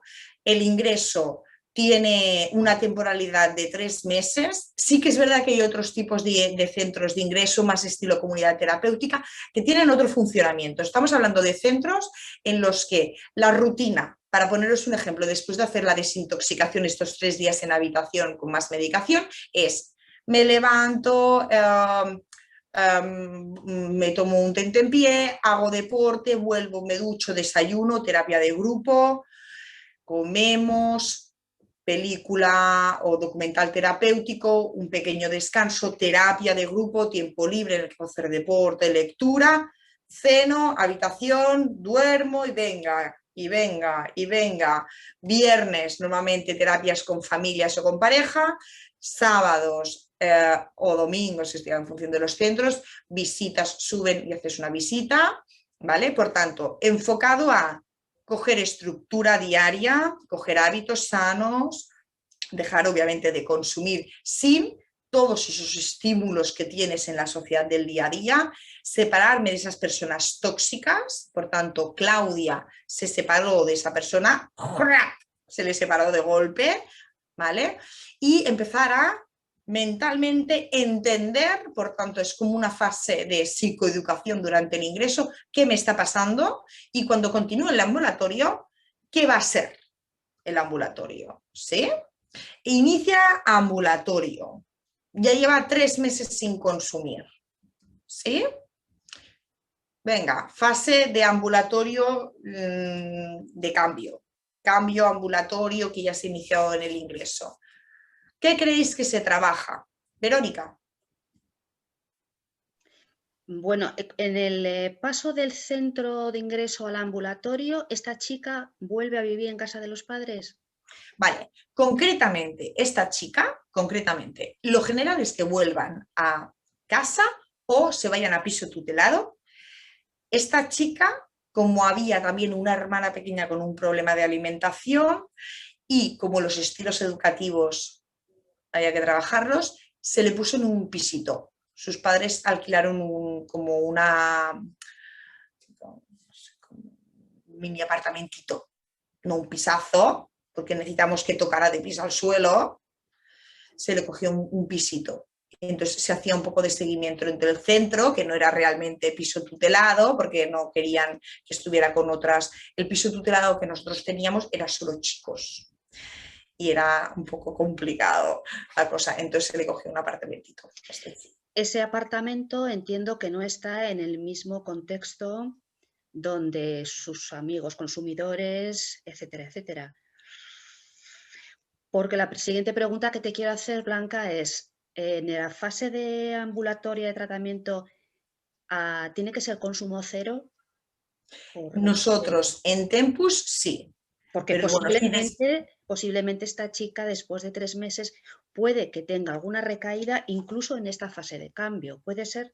Se podría dar, no ha sido así, no ha recaído nunca, pero por darse se podría dar, ¿vale? Tenemos que tener presente que como se le cambió de sitio de residencia porque el ex, ese Pepe, que le hemos puesto el nombre de Pepe, sabía dónde vivían los padres, pero ella no estaba en casa de los padres, no tenía el mismo número de teléfono, ella seguramente sí que sabía de memoria el número del chico, pero él no tenía manera de localizarla, él de repente dejó de tener noticias. Ella durante el ingreso entendió el estilo de relación que tenían y obviamente tomó la decisión de no ponerse en contacto. Sí, que al cabo de un tiempo, ya hemos dicho durante el caso, la cosa cambió. Pero la estructura del piso era, salgo del ingreso, me voy al piso y hago centro de día, que es básicamente como un ingreso, pero en contacto con la sociedad, y en vez de estar en medio de la montaña, ya empiezo a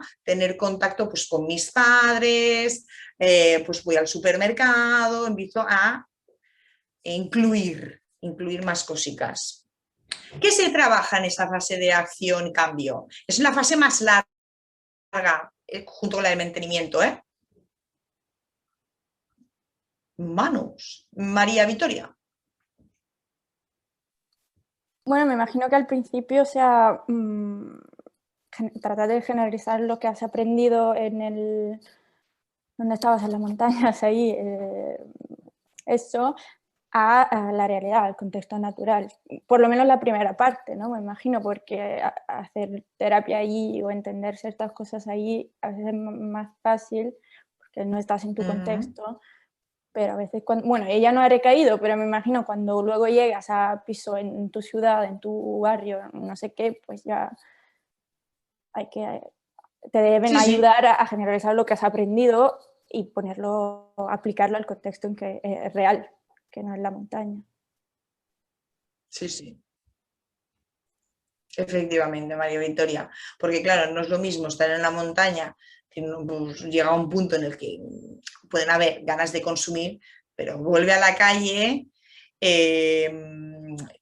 huele marihuana. A ver, la gente por la calle no va consumiendo cocaína, ¿no? Pero olores a marihuana en cualquier sitio de la ciudad, al menos en Barcelona, es muy fuerte.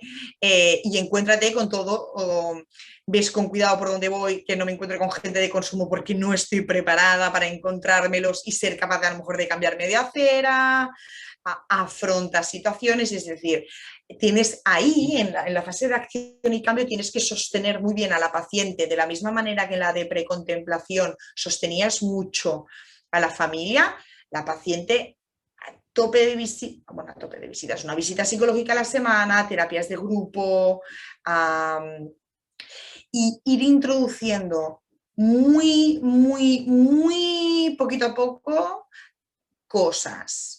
Yo siempre digo que en el tratamiento, imagínate, empezamos a trabajar autoestima, trabajamos autoestima de manera paralela con el día a día, día a día y se trabaja autoestima. Hasta que esto no esté bien cimentado, aquí no se mueve nada, no se cambian ni rutinas, ni día a día, no mover, porque como se nos desestabilice la mesa, no sé si la persona va a tener recursos suficientes como para poderlo gestionar.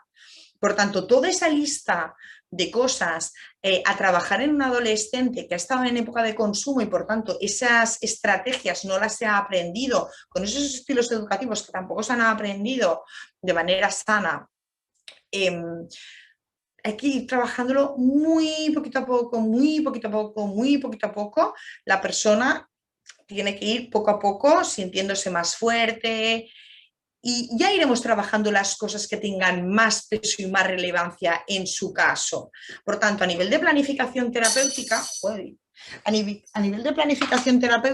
tenemos que empezar por esas cosas que tengan menos componente emocional, que sean menos complicadas, para que de esta manera empieces a trabajar lo que tiene sea menos potente, la persona también se va empoderando y va aumentando su autoestima, porque viene de situaciones de mucha dependencia, inseguridad, miedos, dudas, necesitamos ir empoderándola. Por tanto, tenemos que ir equilibrando lo que vamos trabajando con la capacidad de la persona. Por tanto, en la fase de acción y cambio, ¿qué creéis que se trabaja a nivel familiar? Manos.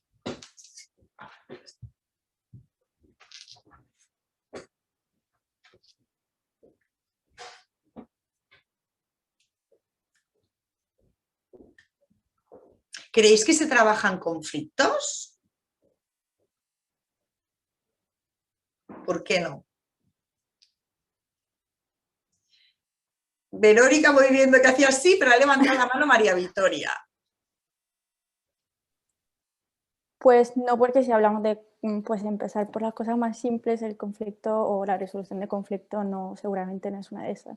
Y también le queremos dar, aparte de la autoestima, queremos trabajar su pues, autoeficacia o que se sienta capaz y que tenga las competencias para realmente seguir en este camino. Y si vamos con resolución de conflicto, va a perder toda la fe, la esperanza en el plan. Se trabajan inicio de relaciones. Ya. Se trabajan queda un día para comer, temas de conversación, pues a lo mejor si hemos incluido unos estudios, que hizo unos estudios online, vesle explicando qué es lo que vas aprendiendo en clase, ir hablando de cosas más no como superficiales, pero cómo me siento en el piso, qué tal llevo pues, las tareas domésticas del piso, cómo llevo mi rutina en el gimnasio, ir poco a poco naturalizando esa relación que durante tantos años, porque claro, si esta chica, 22, 20, con 20 ingresa, pues no sé, debió empezar a consumir, ahora no tengo justo el expediente delante, imaginaos, con 15. Esa relación familiar desde los 15 años tan sumamente distorsionada, lleva 7 años sin tener una relación sana con la familia, entonces tampoco se van a poner a hablar de cosas intensas, porque ella, por mucho que sea consciente que a lo mejor lo responsabilizaba de su situación o los culpabilizaba del consumo, no tiene una relación, un vínculo con ellos, no la conocen, ni ella misma se conoce. Entonces, bueno, se tiene que empezar a hacer acercamientos con sus hermanos y cosas, pero bueno, ligerica, la cosa ligerita, ¿eh? hasta que poco a poco empieza a coger más rodaje, empieza a hacer también exámenes de lo que está estudiando. Dios mío, mi cabeza no está tan mal, saco buenas notas, tengo capacidad, ¿no? Uy, saco 9, entonces empiezo a enviar mensajes a los padres, he sacado un 9, he sacado un... ¿no? Y entonces poco a poco se empiezan a establecer vínculos. Más cosas que se trabajan en esta etapa de acción y cambio, de ese listado de adolescencia que hemos dicho.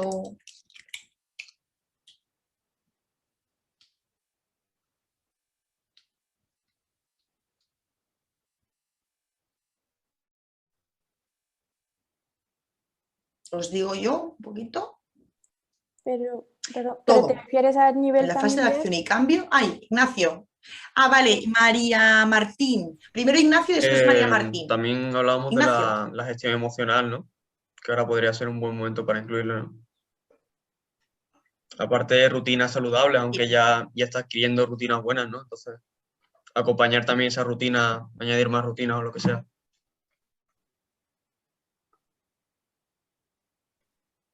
Sí. María Martín, que es que hay una luz por detrás Sí, que perdona. se te ve muy poco la cara. Espérate, No, tranquila. tengo la ventana delante. Nada, hablando un poco, le decía a Ignacio de lo que es la gestión emocional, entender qué son las emociones para poder canalizarlas y bueno, también yo trabajaría conceptos como el craving, que son las ganas de consumir, es decir, un poco saber identificar qué es lo que le pasa a ella, ¿no? No sé. Luego, Fantástico. por otro Tener lado, Perdón. quería preguntarte si la Sí. persona no puede ingresar, porque por ejemplo el tema económico no se lo pueden permitir. ¿Cómo funcionáis? Bueno, tenemos que encuadrar Tempus. Nosotros particularmente ya somos un centro privado, ¿vale? Entonces, en sí, las visitas o el tratamiento ambulatorio, el nuestro ya es de pago. Lo que sí que es verdad es que no hay ningún problema en que puedan acudir a visita para poder explicar, porque somos muy conscientes de la falta de información con la que llegan muchas familias, de los recursos y de los sistemas que hay a nivel público, ¿vale? Igualmente, sabemos que también el sistema público de ingreso público es hospital, básicamente, que normalmente tienden a, al menos en España, desintoxicación y pasan a un recurso que se llama CAS, que es Centro de Atención y Seguimiento a las Drogodependencias, que es como un centro de atención primaria, pero únicamente de adicciones. Entonces, nosotros les podemos ofrecer todos aquellos recursos, o al menos les explicamos toda la red asistencial, porque desgraciadamente, no sé qué pasa, que incluso desde el centro de atención primaria no explican, o desde el colegio, si es un adolescente, no explican todos los recursos que hay. Nos llegan muchas familias diciendo, ¿por qué no venís a los colegios a explicar las redes asistenciales que hay, público, subvencionado, concertado, privado? No hay. Entonces, si no se lo pueden pagar, al menos darles recursos a los que puedan acudir. Obviamente no te puedes comprometer ni en la temporalidad, ni en la intensidad, ni en la eficacia, porque cada paciente también es un mundo. Hay pacientes que funcionan bien en un ambulatorio de un CAS, hay otros, en este caso Claudia, se quedaría cortísimo, pero al menos que sepan recursos, porque si no, la impotencia que sienten estas familias o estos incluso propios pacientes diciendo, es que no sé qué hacer. Si en sí ya es muy de valorar que la persona tenga la capacidad de decir, quiero hacer algo, si encima no hay nada, porque no hay ningún recurso que te puedas pagar y nadie que te informe de lo público que hay, ya es la repera. Karina, no sé si tenías otra pregunta, perdona, Marian. ¿No? Vale, Karina. Sí, yo estaba pensando de que luego de que Claudia es ingresada, ¿no? Por primera vez, y digamos como que entra con este chip de probablemente esto me sirva, ¿no? Para este momento.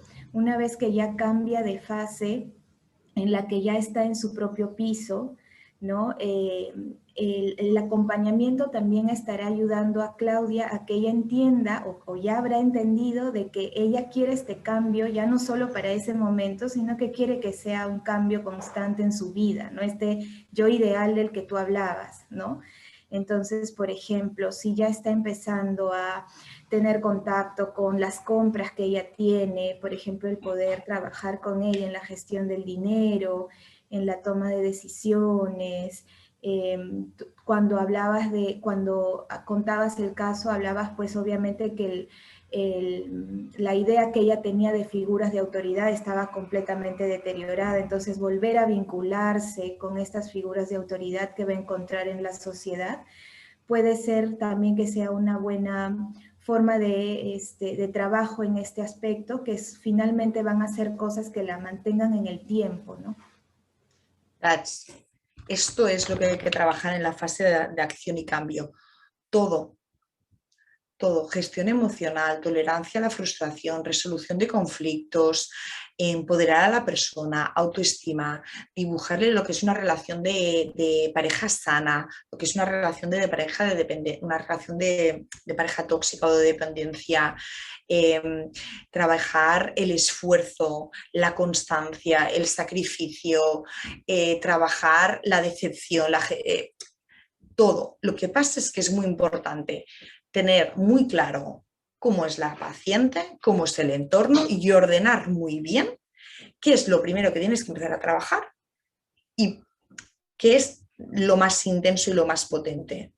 Y hacer un poco como una escaleta, tenerlo mentalmente más o menos ordenado. No empezar, imagínate, si no hemos trabajado amistades, cosas que la hagan sentir bien, deporte, que se sienta empoderada respecto al recuperar su vida en los estudios, no empieces por trabajar relaciones de dependencia. No. Ves con un orden algo más coherente que ayudará a la persona a poder llegar a ese punto y ser consciente y poder verbalizar lo que ha sido esa relación de dependencia. Trabájalo cuando realmente la persona sea capaz, a lo mejor, primero de socializar antes de una pareja. Porque si no, el número de posibilidades de que la persona vuelva a establecer una relación de dependencia, si antes no has incluido socializar, amistades sanas, es muy fácil que vuelva a pasar. De hecho, hay millones de estudios que dicen mujeres maltratadas, relaciones de dependencia, hay muchas personas que tienden a repetirlos. ¿Por qué? Porque es que si no se trabajan otros aspectos además de esa dependencia o ese maltrato, el número de posibilidades de repetir es muy elevado. Y además acabas percibiendo esa intensidad y esa toxicidad como sano. Entonces, primero hay que incluir en la vida de la persona cosas sanas. ¿Sí? Esto se trabajaría en la acción y cambio junto con una intensidad importante en la familia de estilos educativos y colocarla lo máximo posible dentro del estilo democrático seguro, sano, fluido. Encuadrábamos la familia dentro de una familia conservadora, no entro en el tema religioso, pero para que os hagáis un poco como el esquema, como muy rígidos en lo que tiene que ser, lo que no tiene que ser. Cajero no, supermercado no tiene que ser top. Sí, pues tienes que estudiar un curso de inmobiliaria de API, aunque no te guste. ¿No? Todo esto de manera paralela con Claudia, de manera paralela con la familia. María Victoria tiene la mano. Adelante. Sí, no, quería una pregunta. En plan, si hacemos un paso atrás a la parte, bueno, ahora está en el piso, no es un piso tutelado, pero todo, la parte de cómo abordar la parte pues, de vigilancia, en plan, que en el caso de Claudia, vale, ha interrumpido todos los contactos con el novio y tal, pero habrá que, si tiene un móvil, ha cambiado de número, pero habrá que de alguna manera, pues esa parte pues, de vigilancia, vigilarla que realmente no caiga otra vez en la rutina. Sí. No necesariamente de consumo, pero sino en plan de contactos o... Sí. La vigilancia también tienes que pensar que vamos sumando meses, la persona también cada vez tiene más capacidad, ¿sí? Pero sí es verdad que, por ejemplo, en este caso empezábamos a ver sintomatología extraña de horarios que no cuadraban, empiezas a pinchar un poquito y es cuando Claudia, al cabo de un año de ingreso, se ingresa en agosto, está 3 meses, hace ambulatorio y sobre julio del año siguiente, agosto, me he puesto en contacto con le hemos dicho Pepe, creo que le hemos llamado Pepe. O sea, y entonces decimos, ingreso. También ¿vale? Las mentiras, quizás, en caso de Claudia, no sé, pero a veces pues estar muy atentos y conocer, lo sé que se hacen muchas pues, sesiones, tal, pero estar muy atentos si empieza a mentir alguna cosa o quizás... Para el tema de las mentiras es súper importante que haya una comunicación súper fluida, familia, pues, imagínate, escuela, papá, es muy importante. Y después un poco los horarios y las cosas, la sintomatología, se acaba viendo, se acaba viendo que hay cosas que están pasando raricas. Se empiezan, como digo yo, esto se huele. ¿Vale? La fase de acción y cambio, por tanto, es una fase que iremos trabajando poquito a poco y iremos cada vez que introduzcamos algo en su vida, cimentándolo bien, y cuando esté cimentado y haya pasado un tiempecito y esté bien integrado, la siguiente cosa. Autoescuela, bien cimentado, consigue no sé qué, venga, va, lo siguiente. Amistades, tiene grupo, no sé qué, no sé cuántos, venga, va, ¿vale? Esta es un poco la idea. Y de ahí pasamos a la fase de mantenimiento. ¿Sí? Que es en la fase en la que estamos ahora, que ahora ha aparecido un conflicto, que eso es lo que pasa durante los tratamientos cuando ya llegan un tiempo, ¿no? Empieza a estar en contacto pues, con la sociedad, pues en este caso ha conocido una pareja que estudia, que trabaja, que y ha aparecido un conflicto. Y por eso siempre decimos que los recursos o esa enfermedad siempre está ahí. Y por tanto, esas conductas de antes, si empiezan a salir, en este caso, ¿no? Impulsividad, digo una cosa y desaparezco, conductas evitativas, es importante enseñar y reconducir a la persona a que aprenda a gestionar esto. Ahora tenemos un conflicto, pero estamos en fase de mantenimiento, ¿no? Es decir, hay muchas cosas trabajadas y hay algunas que se van dando. ¿vale? Por tanto, si ya no estuviera vinculada, porque han pasado 2 años y decimos, ya no hace falta que estés vinculada, ¿no? Es como ese alta. ¿Qué pasa con lo que acaba de suceder, ¿no? Esta Claudia, desde Navidad, que se fue de vacaciones con la pareja al sitio de donde es la pareja, volvió, y coger la rutina le está costando Dios de ayuda. Porque está estudiando una cosa que no le gusta, forzada por la familia, que ha verbalizado. Momento en el que le dije, ok, a mi padre, de estudio esto por complacer. Pues eso está encontrando. No le gusta lo que estudia, no está siendo constante, la familia se está enfadando, nosotros decimos, oye, tienes que acabar lo que has empezado.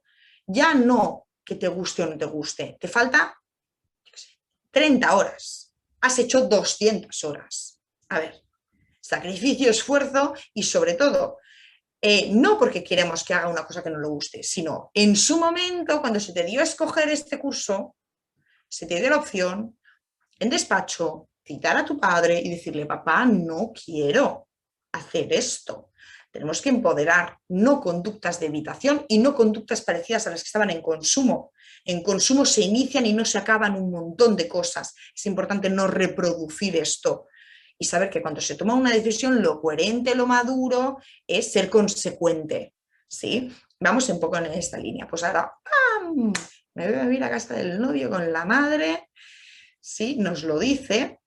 Bueno, puede ser que eso a nivel familiar, porque se me olvidó, después del ingreso de ese mesecillo para reconducir ese contacto con ese ex, ya se dejó ese piso, ¿vale? Y se instaló en casa del padre, ¿vale?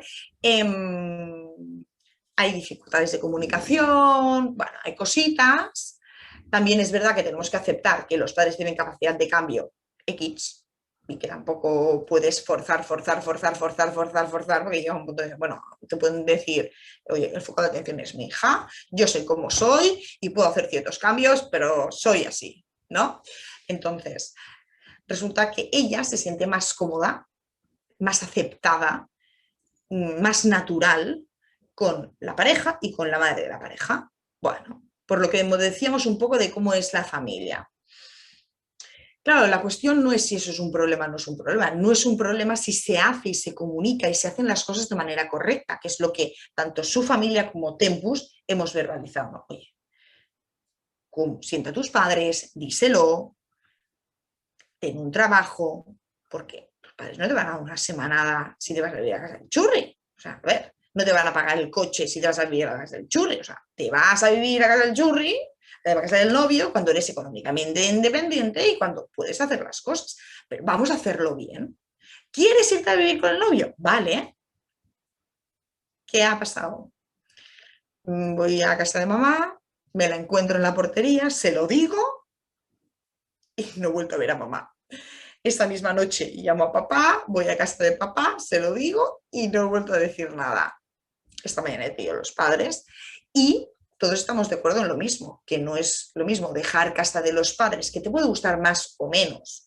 Me voy a vivir con el novio, los dos trabajando, yo también trabajo, proyecto que huyo de lo que no me gusta y me voy a lo que me es más cómodo. Y esta es un poco la situación en la que nos encontramos, el trabajo en el que estamos ahora. Importante, está muy vinculada, tiene amistades sanas, la pareja es sana, por tanto también se le puede pedir incorporación en el tratamiento. Oye, Alex, nos encontramos con esta situación, apóyanos, a ver si tú también puedes hablar con Claudia, a ver qué piensas, estoy pendiente que nos hagan los nombres. Entonces, como la red de contención es muy elevada, la situación para poder trabajar esto, que son cosas que van sucediendo durante la vida, es más factible. Sí, y por eso es importante esta fase de mantenimiento. Si está vinculada al recurso, es más fácil de gestionar y que no lleguen a consecuencias. Imaginaros, no vinculada a un recurso, toma la decisión, impulsivo, cojo y llego a casa, mis padres no están de acuerdo, bronca, ¿no? Los padres que hicieron. Blanca, nos pasa esto, visita urgente, dinos qué es lo que tenemos que hacer, cómo lo podemos gestionar, cómo lo vas a... Les explico, mira, lo vas a plantear en visita así, lo vamos a hacer así, creo que la mejor manera es esta. No es lo mismo esta, que imaginaros que se hubiera desvinculado y ahí cada uno hace como le sale, ¿vale? Y entonces esto un poco sería...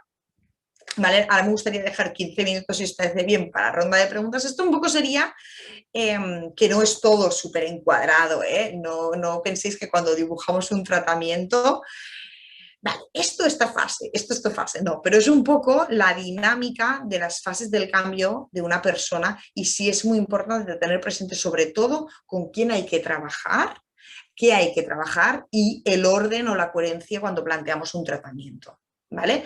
Manos, Jenny, Fabiana. Adelante. Hola, buenas tardes. Hola, ¿qué tal? Se escucha un poco mal. ¿Sí me escuchan? Sí. Hola. Hola. Bien. Sí, vale, es que llegué un poquito tarde, pero a ver, ahora sí, Yo no. No sé si hay alguien que te ya escuche me bien. oyen.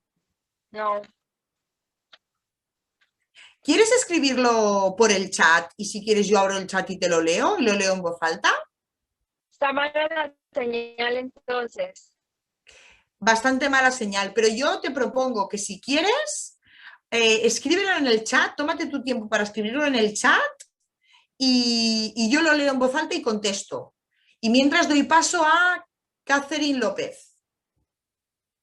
Catherine. Gracias, sí, gracias. Después de nos habéis comentado de todos estos tipos de intervención que vamos a hacer paso a paso, con procedimientos y poco a poco, obviamente, ¿tú te guías de algún tipo no sé, algún libro donde tenga este tipo de estrategias para la intervención exactamente con este tipo de dependencias que nos puedan ayudar en este caso? ¿Qué decís? ¿Bibliografía en general? Claro, exactamente con estrategias de intervención a cada fase, se podría decir. No sé, algún libro exactamente que dedique pues el tema exactamente a este, Pero justo de de las Processed Clemente, dependencias. dices. O en No, general. en general me imagino, ¿no? Algo que te Mm, puede... Bueno, a ver, claro, yo mi especialidad en psicología es esta. Entonces, claro, leerme libros, me he leído 70.000 libros. Entonces, ¿quieres que te diga manuales? Es que yo creo que cualquier libro de adicciones, algo vas a aprender. Algo vas a aprender. También es verdad que yo, Blanca, lo que yo considero que es súper importante es que por mucho que tú hagas una formación especializada en adicciones, si no haces práctica y no trabajas y no estás en despacho y no vives el día a día de la situación, ya puedes saber toda la teoría, pero que se queda en teoría, ¿eh? Después tienes que coger tablas para poder gestionar lo que se te presenta en el despacho al vuelo, porque claro, tienes que tener presente que los pacientes de adicciones un día piden visita y a lo mejor al día siguiente están en otro momento. Entonces tienes que saber muy bien cuándo tienes que coger esa situación y aprovechar esas bombillas que llamo yo para vincular. Entonces, como manuales, bueno, es que a ver, no sé. A ver. Por ejemplo, buen chico, pero bueno. Hay webs que están muy bien, que te puedes descargar manuales. Por ejemplo, claro, es en España, bueno, da igual porque es una web. O sea, Socidrogalcol tiene millones de manuales. FAT tiene, la Federación contra de Ayuda a las Drogodependencias tiene millones de dosieres. A ver, ¿qué tengo por aquí? Después, por ejemplo, tengo, a ver, pero claro, es que por ejemplo, que es un curso de especialización en adicciones, pero claro, ¿De dónde es? No sé, me lo dieron creo en el trabajo, pero bueno. Mira, en la Fundación de Ayuda contra la Adicción, lo que decía en la FAD, dentro de la web tienes millones de manuales. Sociedad Española de Toxicomanías tienes millones de manuales. Socidrogalcohol tienes muchos manuales. Por ejemplo, nosotros aquí en Barcelona, que es Cataluña, en el GenCat, tenemos manuales. Pues es que no te sé decir, yo creo que a lo mejor están en catalán, no lo sé bien. Como manuales hay muchos. Y yo lo que te digo es que si realmente quieres coger práctica, Verónica, ahora te doy mano, paso. Si quieres coger práctica, o sea, si quieres realmente coger tablas, tienes que hacer muchas prácticas. Entonces, si puedes hacer voluntariados, no sé si es que realmente eres psicóloga, no eres psicóloga, prácticas, un montón. Doy paso a Verónica y después leo lo que ha escrito Jenny, ¿vale? Venga, Verónica. Sí, es muy rápido. En concreto, ¿hay algún método ya, una serie de estas, sobre la rueda de cambio de Prochaska y Clemente? ¿Hay algún libro en concreto con todos los procedimientos? Si lo hay, ahora mismo no me viene a la mente. Vale, entonces, cuando te formas y cuando vas a aplicar la rueda de cambio de Prochaska, ¿desde qué línea lo haces? ¿Cognitivo-conductual? Cognitivo-conductual, Vale. y sobre todo encuadrado en la intervención en adicciones de Minnesota. Minnesota, vale. ¿Vale? Sí que es muy importante tener presente que a pesar de que la rueda del cambio de Prochaska y Clemente, que creo que en el PowerPoint, no sé si lo tenéis ya descargado, si se puede, bueno, si no hablaré con ISEP a ver si os lo puedo enviar y así Sí, lo sí tenéis. podemos. Vale, perfecto. Es muy importante en la fase de acción, que realmente introduces gestión emocional ahí, no cognitivo-conductual, ahí todo. Ahí entra sistémico, ahí entra gestal, ahí entra todo. O sea, ahora de hecho, el otro día hice una formación de realidad virtual que ya había hecho una con una startup de la Universidad de Barcelona, que es un programa que se llama Amy, que es como un viaje, pues brutal, es como un viaje dentro de tu propio cerebro para poder visualizar todo eso que muchas veces los psicólogos intentamos explicar del yo real, del yo ideal, qué tipo de constructos y qué personas se acercan al yo real, al yo ideal. Es decir, dentro del tratamiento de las adicciones, todo lo que tú puedas meter y que pueda empoderar a la persona y darle estrategias, herramientas, mejor. Entonces, sí que la base de las adicciones siempre ha estado Minnesota, o al menos nosotros hemos funcionado en Minnesota, que es un poco también base alcohólicos anónimos, etcétera, etcétera, y rueda del cambio es cognitivo-conductual. Okay. Vale, voy a leer lo de Jenny, ¿vale? Quería decir que muchas gracias. Excelente, llegó un poco tarde, más la inquietud que tenía es más o menos cuánto se demora la intervención desde la fase de seguimiento.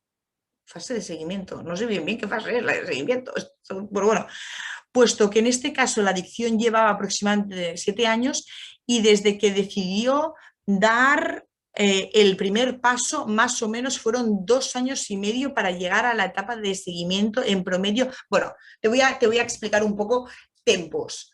Esta chica, en este caso, llevaba consumiendo desde inicio de la adolescencia 13, 14, 15 años. Momento en el que ingresa, pasaron, sí, pues ingresa con 20, pasaron pues 5 años aproximadamente. No todo el mundo es ese tiempo, no todo el mundo necesita ingreso. Hay gente que es de muy largo tiempo de consumo, por ejemplo, comparativa con pacientes de alcohol. La curva de la tolerancia del alcohol es muy poquito a poco, va extendiendo muy poquito a poco y por eso el tipo de perfil que nos llega con problemática de alcohol tiende a ser adulto 50, 60, porque desde los inicios del alcohol hasta que realmente el alcohol acaba teniendo unas consecuencias suficientemente graves, como la curva es mucho más leve que en otras sustancias, llegan a tratamiento mucho más tarde. O sea, por ejemplo, tenemos pacientes, tengo una paciente de ketamina, es que en 6 meses estás fatal. Entonces, claro, las curvas de inicio del tratamiento dependen mucho. En este caso, con Claudia sí. Desde que debió iniciar el consumo aproximadamente hasta que ingresó, pasaron unos 5 años. ¿Ella qué consumía? Sí, podemos saber. Sofía. Claudia. Claudia es que era de todo, era tuto, era alcohol, marihuana, cocaína, era todo, todo. Era un combo importante. Karina. Sí, bueno, primero agradecerte, Blanca, gracias por el taller que hemos tenido. Mi pregunta va en relación a, tú mencionaste al inicio de que esto que hemos conversado hoy se puede aplicar también a otros casos. Mencionaste de repente depresión. Entonces mi pregunta es, ¿cómo valorar en qué casos poder usar ¿no? esto de lo que hemos conversado el día de hoy? Y de repente, ¿qué criterio tendríamos que usar para decir no, mejor en este caso no? Yo creo que un poco el momento en el que está, cómo te llega, primero, el motivo de consulta. Si te llega una persona con depresión, pero la persona con depresión es la que llama y pide consulta, es que ahí ni precontemplación ni contemplación, es que ya está preparada para el cambio. Y entonces el global del tratamiento ya será cambio y mantenimiento. También es verdad que en un caso, por ejemplo, de depresión, no puedes poner las mismas consecuencias que ponemos en el caso de Claudia, teniendo presente que en depresión el riesgo de suicidio es de un 30%. Entonces, hay que, ojo con los criterios, no todas las patologías llegan, no todos los pacientes en adicciones pasan por todas las fases. Hay pacientes que llaman, quiero tratamiento, porque mi mujer durante un montón de años no lo sabía, de repente se ha enterado y me ha dicho, o dejo de consumir, o se separa y no vuelvo a ver a los niños. Y hace un de a lo mejor saber que tiene un problema pero no quererlo dejar, lo dejo ya. Y se han mantenido siempre abstinentes. Entonces, aquí entra el criterio del profesional. Aquí es criterio del profesional. Verónica. Perdón si soy pesada por preguntar. La pregunta es información. ¿Trabajáis como en patología dual? Sí, es que además, población adolescente, consumo de marihuana, de THC, patología dual, a tutti pleni. También es verdad que pueden darse cuadros de patología dual que en el momento en el que se elimina la sustancia puede ser que ese otro cuadro desaparezca, pero THC está dando patología dual muchísimo y hay muchas veces que tiene, o sea, el seguimiento por parte del psicólogo o terapia de grupo es paralelo a seguimiento y tratamiento de psiquiatra. Y hay muchas veces que aquí hay que hacer una labor de psicoeducación para buscar una aceptación por parte de la familia muy importante, porque o la familia también es muy consciente de esta situación o este paciente, en el caso de ser adolescente, que también acepte que a lo mejor va a tener una medicación de por vida por esa otra patología asociada, generada o no por el consumo o que estaba ahí en remanente, que ha salido.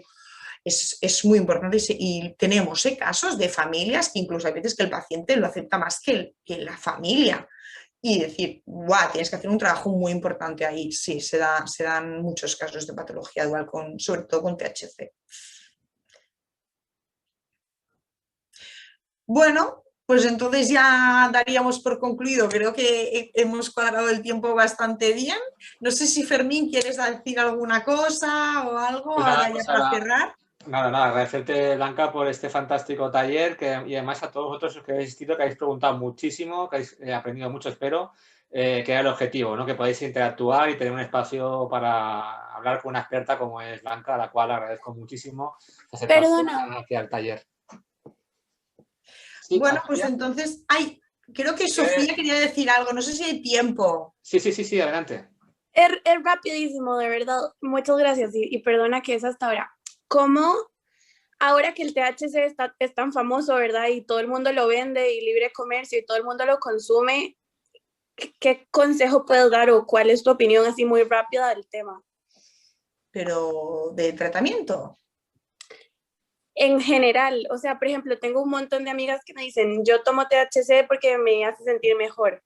no me pasa nada, esto no es adictivo, esto, Ya, ¿verdad? pero ahí acabas de dejarlo muy claro, que lo hace como conducta imitativa de gestión emocional. Me va muy bien para dejar de pensar ya, pero es que la cuestión a lo mejor es resolver, no dejar de pensar, porque el cerebro es para pensar. Claro, ahí tienes que ir con mucho cuidado, porque ahí es conducta evitativa total.